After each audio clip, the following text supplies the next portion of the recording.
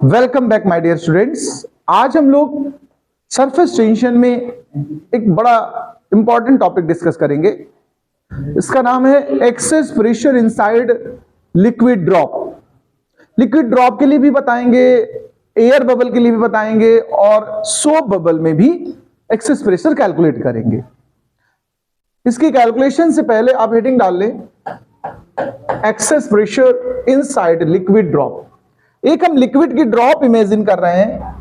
देखिए, वैसे ड्रॉप का स्ट्रक्चर कुछ स्पेशल होता है, आपको जानते हो, ड्रॉप का स्ट्रक्चर ही अलग होता है। बट कन्वीनियंट के लिए हम लोग कैलकुलेशन आसान हो इसलिए स्फेरिकल ड्रॉप कंसीडर कर रहे हैं। बड़ा डिफरेंस नहीं आएगा, इसलिए ध्यान रखें।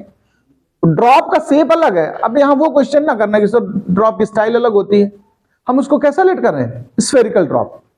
तो ये एक ड्रॉप हमारी स्फेरिकल ड्रॉप है और किसी लिक्विड की है, तो इसके अंदर एक लिक्विड हमने शो कर दिया। जरा बात को अच्छे से समझना तो आप जान पाएंगे पूरा और कर पाएंगे।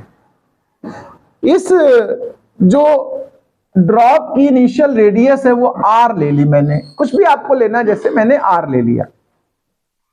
तो अगर मैं आपसे कहूं कि इनिशियल एरिया कितना है इसका, अगर कैलकुलेट करें इनिशियल एरिया, तो भाई स्फीयर है, स्फीयर का एरिया क्या होता है 4 pi R square, spherical sphere का सरफेस एरिया। ठीक है, अच्छा आप सुनना, अंदर से मैंने बोला कि एक्सेस प्रेशर काम करेगा, तो बाहर सरफेस भी तो है, सरफेस टेंशन भी काम करेगा।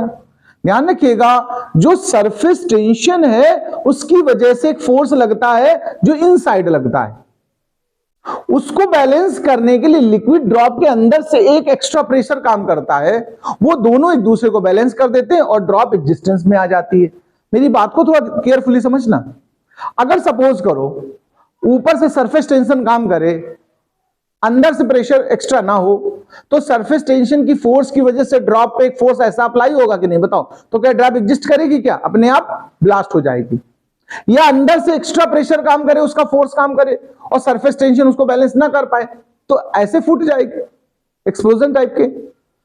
दोनों ही देखो, एक प्रेशर से फोर्स बनेगा और एक सरफेस टेंशन से बनेगा। प्रेशर वाला फोर्स अंदर से बाहर की तरफ लगेगा और सरफेस टेंशन वाला बाहर से अंदर की तरफ लगेगा। दोनों बैलेंस कर लेंगे या इक्वल हो जाएंगे तो ड्रॉप एग्जिस्ट करेगी। अभी मैं फिलहाल कैलकुलेशन करने जा रहा हूं, इसलिए मैंने मान लिया कि अभी सरफेस टेंशन नहीं है। अभी पहले हम अंदर से एक्स्ट्रा प्रेशर लेट कर रहे हैं। देखो, एक होता है एटमॉस्फेरिक प्रेशर, वो बाहर भी होता है और अंदर भी होता है, इक्वल होता है, वो अपने आप को बैलेंस कर लेता है। एक यहां एक्स्ट्रा प्रेशर काम करेगा जिसकी कैलकुलेशन मुझे करनी, जो हेडिंग का नाम ही है extra pressure, okay, inside the, तो उसको स्मॉल पी से डिनोट किया। अब इस प्रेशर की वजह से एक फोर्स लगेगा कि नहीं लगेगा? फोर्स लगेगा तो ड्रॉप धीरे धीरे बड़ी होगी कि नहीं होगी, बताओ। सपोज करो ड्रॉप इस एक्स्ट्रा प्रेशर की वजह से थोड़ी सी फैल गई या बड़ी हो गई, ऐसे, तो जो चेंज ऑफ रेडियस हम कहेंगे उसको कुछ वैल्यू लेट कर लो, हमने डेल्टा आर लेट कर लिया, कोई प्रॉब्लम? एक्स्ट्रा प्रेशर की वजह से। तो अब फाइनल एरिया कितना बन रहा है जरा देखो, फाइनल एरिया फिर वही 4 पाई आर स्क्वायर कॉन्सेप्ट लगेगा कि नहीं लगेगा, बताओ। बट आर की जगह इस बार हमें क्या लेना पड़ेगा, आर प्लस डेल्टा आर का स्क्वायर।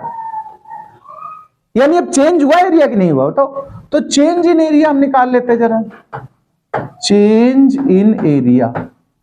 तो इसके लिए क्या करोगे आप बताओ। अच्छा, फाइनल से, हाँ बहुत बढ़िया सोचते हो तुम लोग, final area minus initial area. अब हम इस कैलकुलेशन को लेते हैं थोड़ा सा। फाइनल एरिया है हमारे पास 4 pi in bracket R plus delta R square minus 4 pi R square. ये होल स्क्वायर ओपन कर दो थोड़ा सा, तो फिर क्या बनेगा अंदर देखो, A square plus B square plus 2ab आएगा कि नहीं आएगा?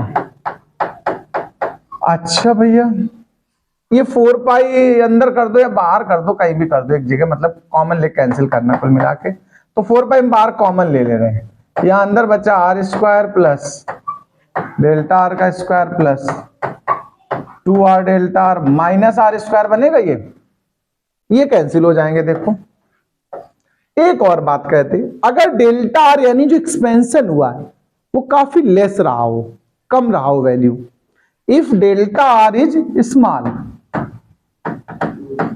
देखो ध्यान देना मेरी बात, then delta R square is very small, फिर हम उसे क्या बोलेंगे?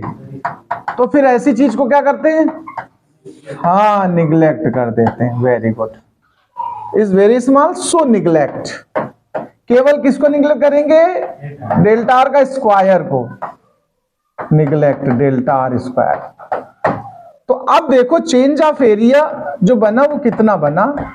4 पाई, ये तो निग्लेक्ट कर दिया तुमने, इतना तो बचेगा, ये देखो 2r डेल्टा आर। एक स्टेप हमने चेंज ऑफ एरिया कैलकुलेट कर लिया। क्लियर बात? इस चेंज ऑफ एरिया के अगेंस्ट सरफेस टेंशन काम करने आ रहा है, तो उसको वर्क डन कितना करना पड़ेगा? देखो तो हम कहेंगे work done due to surface tension या work done by surface tension, आप कुछ भी लिख सकते हैं। वर्क डन का देखो फॉर्मूला भी पीछे हम निकाल चुके हैं, या यूं कहें एरिया एनर्जी के लिए, सरफेस एनर्जी के लिए बना चुके हैं। वो फॉर्मूला याद कर लो, W equal to T into delta A होता है। क्या होता है? Surface tension into change of area. यहां वो डेल्टा ए की वैल्यू आप पुट कर दें। ये T क्या है? सरफेस टेंशन है, using delta A in equation 2। तो चलो रख दो, कितना डेल्टा है हमारे पास? 4 पाई 2r डेल्टा आर। ये वर्क डन निकला है जो सरफेस टेंशन से बना है। अब एक्सेस प्रेशर से वर्क डन कैलकुलेट कर लेते हैं जरा। Work done due to excess pressure. देखो वैसे वर्क डन होता फोर्स इनटू डिस्प्लेसमेंट, होता कि नहीं होता? बताओ। अच्छा, ये बात तो जानते हो क्या आप लोग? वर्क डन का फॉर्मूला, जो डिस्प्लेसमेंट है वो डेल्टा आर हमने लेट किया हुआ है, और फोर्स होता देखो F P equal to F by A, होता कि नहीं होता? बताओ। तो एफ इक्वल टू क्या बनना चाहिए? पी इंटू ए। तो एफ को पी इंटू ए इंटू डेल्टा आर लिख सकते हो। प्रेशर तो एक्सेस प्रेशर है, वो तो हम कैलकुलेट करने जा रहे हैं, इसी पी की वैल्यू चाहिए मुझे। एरिया अगर हम ले ले ड्रॉप का, तो कितना लिया था? 4 पाई आर स्क्वायर, और डेल्टा आर अपनी जगह बना रहा है। देखो दो तरह से हमने वर्क डन निकाला है, इसको 4 नंबर डाल। ये निकला work done due to excess pressure, उसी को तो सरफेस टेंशन ने बैलेंस किया है। तो जो सरफेस टेंशन से वर्क डन कैलकुलेट हुआ, देखो ध्यान देना प्लीज, और जो एक्सेस प्रेशर से वर्क डन कैलकुलेट हुआ, जब ये दोनों इक्वल होंगे, अपोजिट होंगे, तभी तो ड्रॉप एग्जिस्टेंस में आएगी, इक्विलिब्रियम में आएगी। तो at equilibrium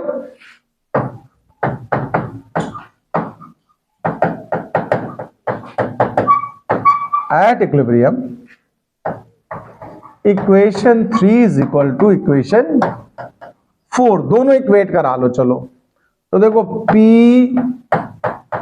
4 pi R square delta R is equal to T 4 pi 2r delta R. आओ कैंसिल करते हैं, जो कुछ कैंसिल हो सकता हो। 4 कटेगा, पाई कटेगा, देखो एक डेल्टा आर कैंसिल होगा, एक ये वाला आर भी कैंसिल होगा। देखो स्मॉल पी और आर बचा, यहां की नहीं बचा, और यहां क्या बचा? देखो ये 2 बचा और टी बचा।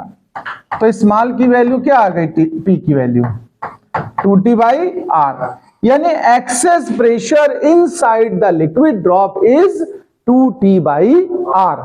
T means surface tension of the liquid and R means radius of the drop। अगर कभी कहीं न्यूमेरिकल सेक्शन आ जाए तो इस तरह कैलकुलेशन करेंगे। इस डेरिवेशन करने से पहले आपको थोड़ी लैंग्वेज लिखनी होगी। कैसे? देखो क्या लैंग्वेज लिखेंगे? हम कहेंगे let a liquid drop of radius capital R experiences an excess pressure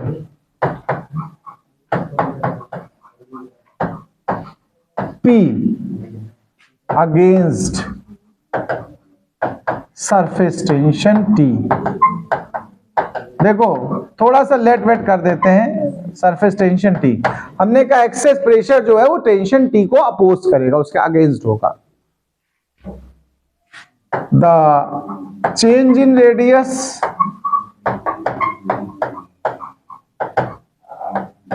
delta R. Now अब आप ये पूरी कहानी डायग्राम बना के नोट कर डालें। देखो लिक्विड ड्रॉप का अगर आपको समझ में आ गया है आर्टिकल, तो अब हम चलते हैं एयर बबल पे। एयर बबल का मीनिंग समझना, एयर का जो बबल बनेगा वो लिक्विड के अंदर बनेगा। हम इस तरह से बात कर रहे हैं जैसे वाटर के अंदर बबल बना हो, या कभी कांच के अंदर भी बबल होते हैं, देखा होगा आपने। तो अगर ये किसी लिक्विड के अंदर बबल है तो डायग्राम देखो क्या चेंज होगा, थोड़ा समझना बात को। भाई अभी लिक्विड से ड्रॉप बनी थी कि नहीं बताओ? तो अभी जो लिक्विड था वो ड्रॉप के अंदर एग्जिस्ट कर रहा था। अब जो बबल है वो लिक्विड के अंदर एग्जिस्ट करेगा, तो लिक्विड कहां होगा फिर? Outside the bubble. नहीं होगा बताओ? ये जो लिक्विड है उसमें बबल बना रहा हूं मैं, ऐसा सोचना है, जरा ध्यान देना। ये लिक्विड है, देखो ये क्या हो गया? आउटसाइड द बबल लिक्विड हो गया, देखो क्लियर बात। लेकिन ध्यान देना जो रेडियस थी वो थोड़ा बदल दी मैंने उतना ही बड़ा बबल ले लिया उसी रेडियस का। वो बबल एक्स्ट्रा प्रेशर की वजह से फूलेगा, और उसमें जो चेंज ऑफ रेडियस है वो भी डेल्टा आर, मतलब सिंबल्स नहीं चेंज किए, बस मटेरियल चेंज हुआ। मटेरियल क्या हो गया? लिक्विड की जगह हमने बोल दिया air bubble inside the liquid. तो पहले यहां लिक्विड था, अब यहां क्या हो गई है? एयर अंदर एग्जिस्ट कर रही है। जो पहले बाहर बाहर सरफेस था, अब वो सरफेस अंदर मिल गया। बाद बाकी कोई चेंज नहीं आएगा। सुनिए, ये आर्टिकल जो डिराइव है वो सेम रहना। कैसे? इनिशियल एरिया तब भी वही था बबल का, फूल करके फाइनल एरिया भी वही बनेगा, तो चेंज ऑफ एरिया भी वही आएगा। फिर तो वर्क डन सरफेस टेंशन से वही आएगा, फिर ड्यू टू एक्सेस प्रेशर वही वर्क डन आएगा, फिर दोनों को इक्वेट कराएंगे तो फिर रिजल्ट भी वही आ जाएगा। तो आप कहोगे चेंज क्या हुआ सर? चेंज डायग्राम हुआ। चेंज क्या हुआ? डायग्राम हुआ। चेंज ये लैंग्वेज हो जाएगी। क्यों? जहां हमने लिक्विड ड्रॉप के लिए चर्चा की है वहां हम बात करेंगे किसकी? एयर बबल की। लैंग्वेज में लिखेंगे let an air bubble of radius capital R. ये थोड़ा सा चेंज इस तरह से बातें लिखेंगे, मतलब टर्म केवल जहां जहां हमने लिक्विड ड्रॉप इस्तेमाल किए हैं वहां वहां हम इस्तेमाल करेंगे एयर बबल। ओके, बाद बाकी डेरिवेशन पे कोई असर नहीं और डायग्राम चेंज होगा। दो चीजें चेंज होंगी, डायग्राम और लैंग्वेज। डेरिवेशन या आर्टिकल पूरा ऐसा रहेगा, कहीं अगर लिक्विड ड्रॉप वर्ड यूज किया हो तो वहां एयर ड्रॉप एयर बबल कर देना। बताओ समझ में आ गया सेकेंड आर्टिकल? तो सेकेंड आर्टिकल का हेडिंग डाल लेना access pressure inside air bubble. क्या डालेंगे आप? Air bubble. बोलो, ये सेकेंड आर्टिकल समझ में आ गया? फर्स्ट था हमारा लिक्विड ड्रॉप का, सेकेंड है एयर बबल के लिए। चलो इसके लिए जगह छोड़ लो, बाद में नोट कर लेना। अब हम बात करते हैं सोप बबल के लिए। अगर यही क्वेश्चन सेम आ जाए कि find out access pressure inside the soap bubble, तो क्या वेरिएशन है सुनिए। अब हम एयर बबल जो था वो हटा दे रहे हैं, हम सोप बबल की बात करने जा रहे हैं। किसकी? अच्छा, सोप बबल कभी तुम लोगों ने देखा? कहीं बनाया होगा सोप सोल्यूशन से बबल, मेला वेला से खरीद के ला के फूका कि नहीं फूका है बताओ? और फूकते हो तो बबल क्या करते हैं? उड़ते हैं। बस वही बबल की बात हो रही है। बाजी भाई जी सुन लो, जब हम फूकते हैं ऐसे करके तो बबल ऐसे बन के उड़ता है, वो बच्चे उसको फोड़ते हैं, दौड़ दौड़ के खेलते हैं। वो देखो जरा गौर से देखो, उसके अंदर भी एयर है, देखो उसके बाहर भी एयर। यहां कोई लिक्विड का खेल नहीं है। तो यहां एक सरफेस अंदर हुआ कि नहीं हुआ बताओ? और एक सरफेस, जबकि ड्रॉप में अंदर लिक्विड भरा था, बाहर सरफेस था। एयर बबल में अंदर सरफेस था, बाहर लिक्विड भरा था, यानी सिंगल सिंगल सरफेस थे। सोप सॉल्यूशन में खास बात क्या हो गई? Double surface. ध्यान रखना, जितने सोप वाले कॉन्सेप्ट होंगे, फॉर्मूले होंगे, डेरिवेशंस होंगे, न्यूमेरिकल्स होंगे, वहां डबल सरफेस इमेजिन करना है मुझे। और डबल होने की वजह से जहां टेंशन इस्तेमाल होता है टी, वहां 2T इस्तेमाल होगा। क्यों? एक उस लेयर के लिए, एक इस लेयर के लिए। तो सुनिए, जब हम एयर बबल हटा करके सोप बबल की बात करें, किसकी बात करें? इनसाइड सोप बबल, तब क्या चेंज होगा? सुनना बच्चा लोग, पहली बात डायग्राम में कहीं लिक्विड दर्शाने की जरूरत नहीं है। यहां भी एयर, यहां भी एयर और यहां भी एयर। बताओ, पूरा एयर एयर तो फैली होगी, पूरा रेडियस वही रहेगी आर, चेंज ऑफ रेडियस वही रहेगी डेल्टा आर। लैंग्वेज फिर बदलेगी। देखो डायग्राम बदला, लैंग्वेज में अब क्या बोलेंगे? Let soap solution bubble of radius capital R due to excess pressure its radius increases delta R, ये सब मतलब वर्ड अब यूज क्या होगा? सोप। और डेरिवेशन में क्या चेंज आएगा, इस पे बात करता हूं मैं। देखिए जरा मेरी बात को ध्यान से समझ लेना, initial area, final area, change in area सब वही आएगा, उसमें कोई चेंज नहीं। सब ऐसे लिखते चले जाओ धड़ाधड़। हाँ, यहां लिखना ड्यू टू सोप बबल, ध्यान देना प्लीज। देयर आर 2 सरफेस, कितने सरफेस है? 2 surface. So we take 2T in place of T। जहां फार्मूले में तुम T लिया करते हो, वहां पर अब क्या लेके चलोगे? 2T। तो T के साथ ट्वाइस टर्म बढ़ाते चले जाओ अपना डेरिवेशन, जहां T आया हो बस वहीं डबल कर दो, और कहीं कुछ नहीं करना है। तो जहां T आया वहां 2 एक्स्ट्रा आ गया। तो अब रिजल्ट में क्या आ गया? बस सोप सॉल्यूशन में एक्सेस प्रेशर होता है 4T/R, नोट कर ले। चलो अब एक और छोटा सा पॉइंट डिस्कस करेंगे जिसका नाम है एंगल ऑफ कांटेक्ट। अब ये एंगल ऑफ कांटेक्ट क्या है, जरा इस पे बात करते हैं। देखो हेडिंग तो डाल लीजिए, एंगल ऑफ कांटेक्ट। सुनिए इसको, समझिए। एक वीकर वगैरह कुछ ले लिया मैंने, इसके अंदर लिक्विड है, और मैंने ये लिक्विड वाटर ले लिया है। क्या ले लिया है? वाटर। इसके अंदर हमने कोई कांच का कोई स्ट्रिप रख दिया, यहां पर ग्लास स्ट्रिप। ये ग्लास से बना है और ये वाटर है। ध्यान रखना एक बात, वाटर या ऐसे लिक्विड जो जिस सॉलिड में चिपक जाते हैं, जैसे वाटर ग्लास को भिगोता है, मरकरी नहीं भिगोता है, जो भिगोते हैं उनका जो सरफेस बनेगा उस वॉल के साथ, उस मटेरियल के साथ, वो कॉनकेव होगा। कैसा होगा? जैसे वाटर का ग्लास के साथ कैसा बनता है? कॉनकेव, मेनिस्कस कहते हैं उसको। और अगर मरकरी ली जाए तो convex meniscus.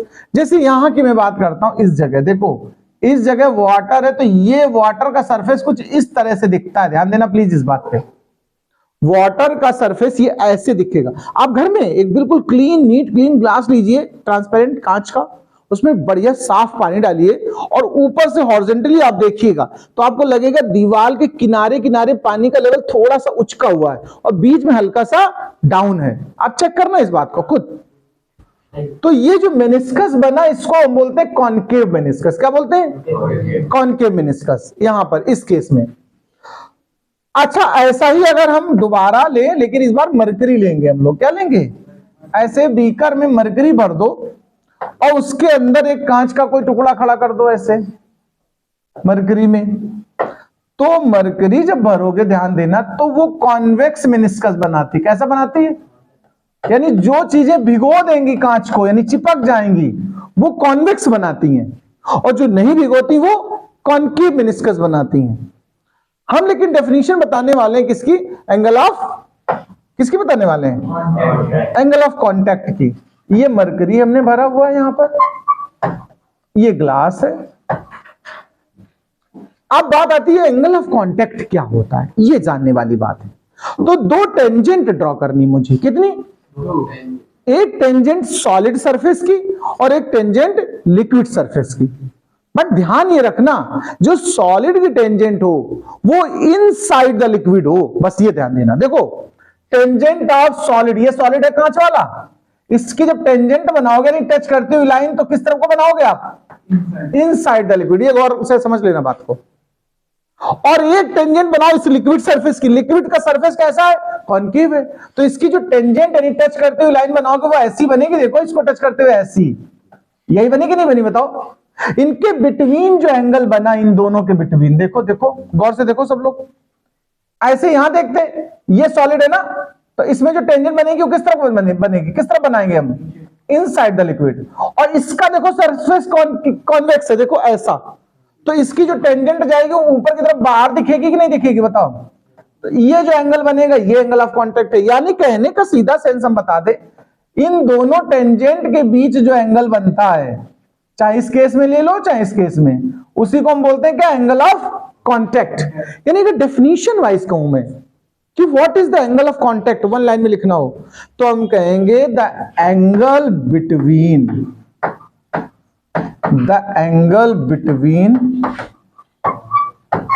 Tangent of solid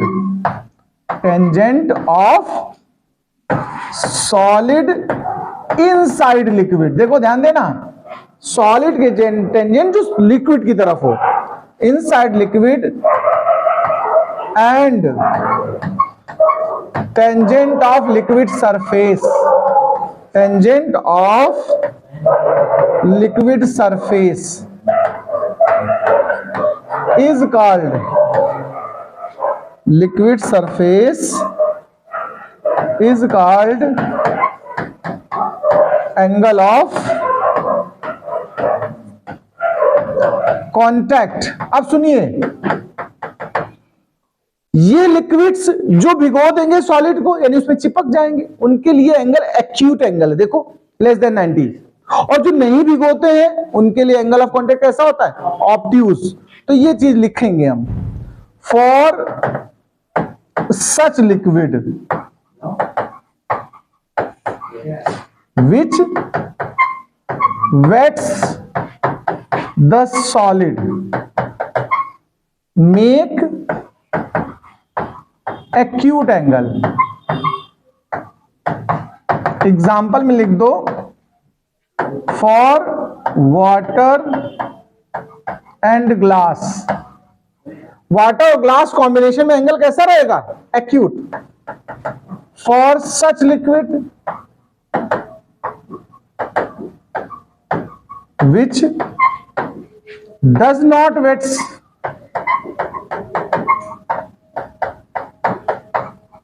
the solid makes obtuse angle. इसका एग्जांपल ले लेना, फॉर मर्करी एंड ग्लास। ये नोट करो, फिर इसके एग्जांपल देते हैं और एक दो नोट करो भाई मतलब।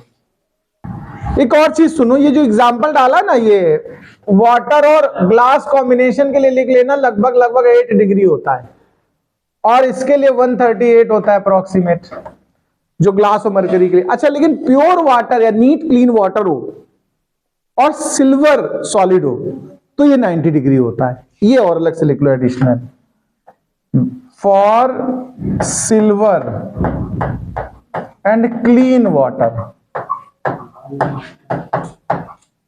एंगल ऑफ कांटेक्ट इज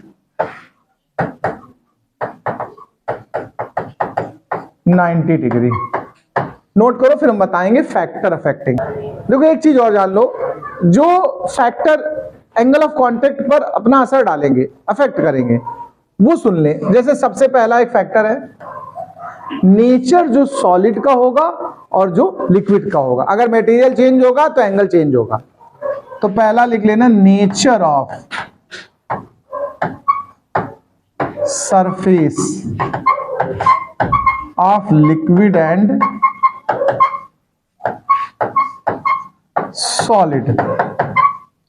एक और फैक्टर है, जो लिक्विड का फ्री सरफेस है उसके ऊपर कैसा मीडियम है, एयर है या कुछ और है, या कोई कंटिमिनेशन डाल दिया गया, कुछ ग्रीस ऑयल ये सब, उस पर भी डिपेंड करता है। तो on the medium present above free surface, above the free surface of liquid। एक और फैक्टर है जो इसको असर डालेगा इस पर, temperature of the liquid. Liquid अगर कोल्ड है तो सरफेस टेंशन कुछ और होता है, तो एंगल भी कुछ और होगा, और अगर वो हॉट है तो कुछ और होगा। तो हम कहेंगे टेम्परेचर ऑफ